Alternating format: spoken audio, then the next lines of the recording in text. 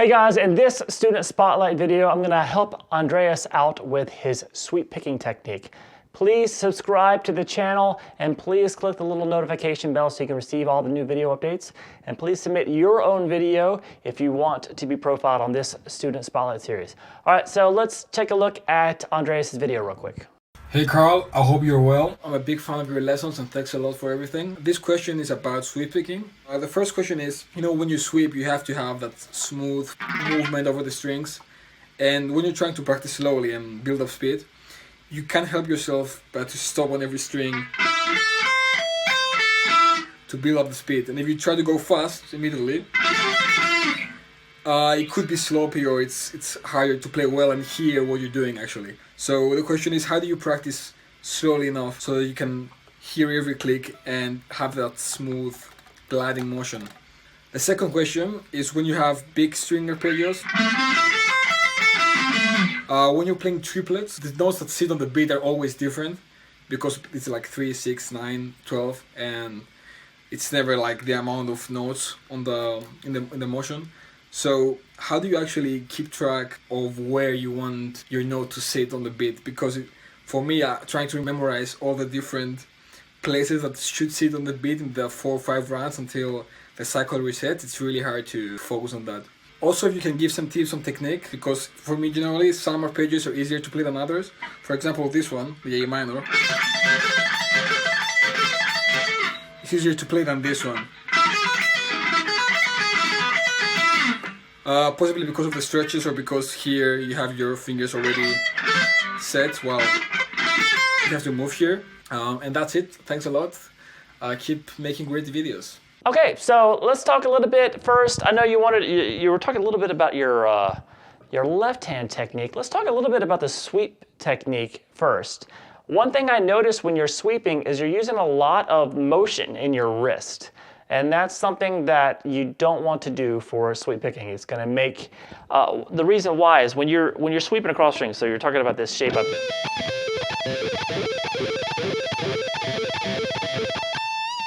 All right, so when I'm doing stuff like that, I can keep it consistent here because I'm not staying in one spot here with like my wrist here and doing this to pick across the strings. I'm not doing this. The reason I'm not going to do that is because if you do that, you're changing the angle that the pick hits the string for every single string. So everywhere you go, it feels different, and it's going to cause you to have a bad angle onto some strings because the pick is how it's coming across. Some of them are easier than others. You'll probably notice with your technique that like going down or going up, or one of them is easier than the other. And it's because you're changing your pick position every time you move to a different string. So the way you stop doing that is you keep your wrist more stable. Some people say lock the wrist. I don't like doing that because locking it sounds like you're getting tense. You don't want to do that. Now, the actual picking motion here comes from the elbow. So you want to keep a stable position. So the pick, now another thing too, you'll see a lot of people try to sweep pick, they'll I'll try to exaggerate it. They'll lean the pick way forward to sweep down, and then they'll lean it completely back to go up. You don't need to do that. You can keep the pick the same as long as it's balanced above the strings. You can see my pick does not, I'm not leaning forward or backwards whether I'm going up. The pick is standing up at the exact same angle. The idea is to make every string feel the same. And if you can do that, you can be very consistent. Now how you do that is first get a balanced picking hand. So you're not leaning heavy on one side here or leaning over on this side. Keep it nice and balanced to where you can just do it on one string at first. Just an alternate pick. It's got to glide nicely across the top of the string. When you have that, you have the proper wrist pick position. Now take that, move it down to the first note of your sweep, and keep it the exact same and let your elbow do the downward movement. Don't let your wrist do this. Don't do the windshield wiper with your wrist. It's a small movement. So it feels like the picking hand is really just kind of along for the ride.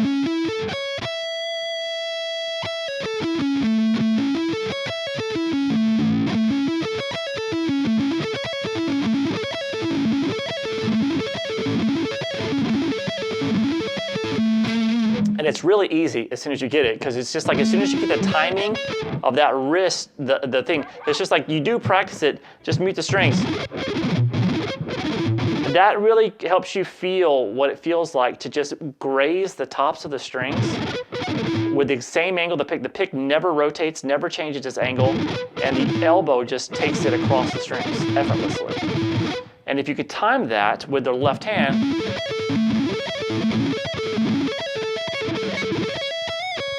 sweeping is a lot easier. Now, so that's the one thing first I want you to work on, is just keeping that wrist stable, not sweeping across like this. Sweep with the elbow and keep a nice balanced picking position. Don't lean forward as you're going this way and lean back when you're going this way. Once you do that, you'll notice that everything feels a lot easier to get across the strings. You just got to work out the timing. All right, now when it comes to the timing, you mentioned that when you do 5-string arpeggios, like, how do you get the beats when you're like repeating? How do you get the one always when you're starting over? There's a couple ways they do it. One, sometimes you'll see guys actually they're playing it as 5s. They're not playing it as 3s or 4s. So the 1, 2, 3, 4, 5, 1, 2, 3, 4, 5. But more common than not, you'll see them double the top note and double the bottom note. So you'll see 1, 2, 3, 1, 2, 3, like that. We have all of our notes. Then you repeat the top note, 1, 2, 3, 1, 2, 3. And then you repeat the bottom note to start over, 1, 2, 3.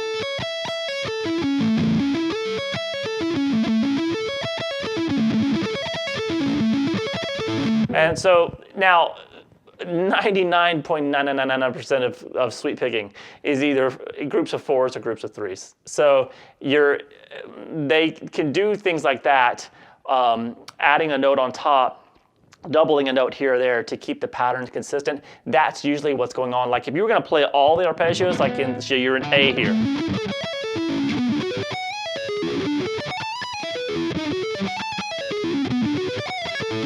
Now you don't have to do that, 1, 2, because it just kind of works out.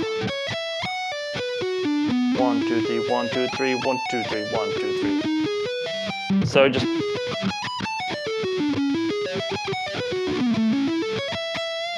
All right, so that's really how the timing is. You can play them as a group of 5. So 1, 2, 3, 4, 5, 1, 2, 3, 4, 5, 1, 2, 3, 4, 5. You can just feel it like that, and still have the beat on the 1, or you double the top note and bottom note. You do want consistent control of your sweep. A lot of guys that sweep, you can see they don't really have control of it, the timing of the notes in between. They can control when they put the bottom note and when they top. But everything in between is just not, it's kind of like a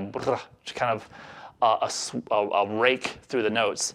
But it's good that you're trying to control them and be able to control it. So it's a good exercise too to just, hey, let's do that all, not doubling up the top or bottom, just do them all as 16th notes. It's not going to always be on the 1 when you're starting over, but that's actually a good exercise to be able to keep the timing. So, but most of the time, it's not done like that. When you hear all the shredders do that, they're doubling notes to make the patterns work for them, or they're feeling it as an odd number of notes, like a 5 instead of a 4 or something.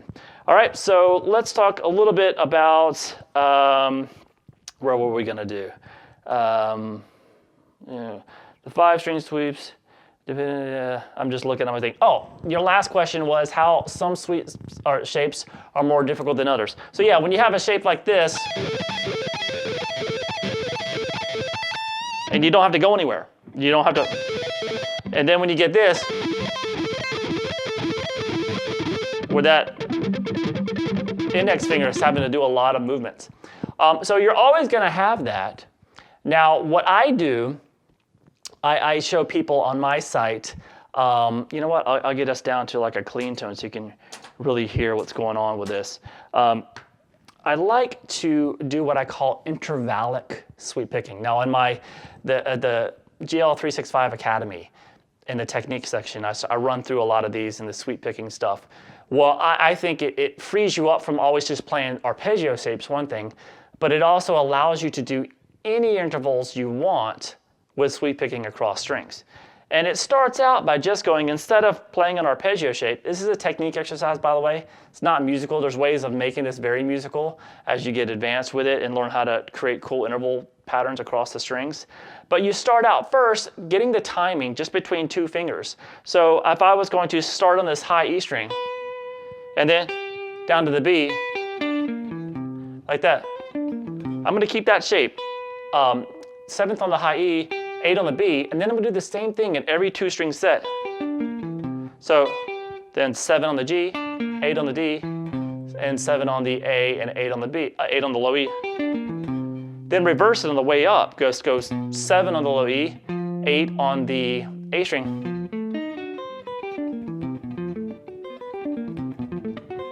And then do it between the index and the ring finger.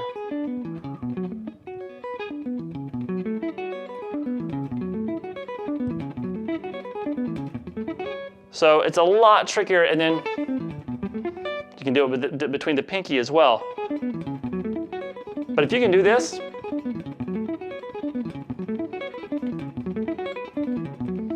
you can sweep pick anything. So that really teaches you. So just do an exercise like that.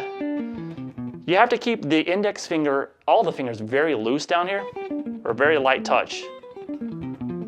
And if you can keep that strict sweeping going,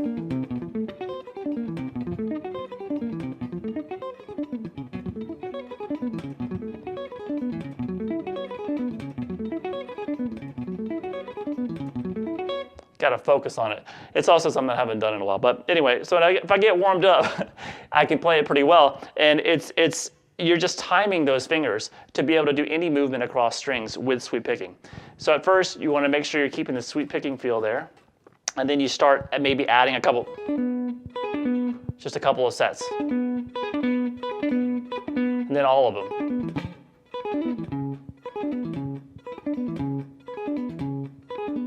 And then the same way on the way back up.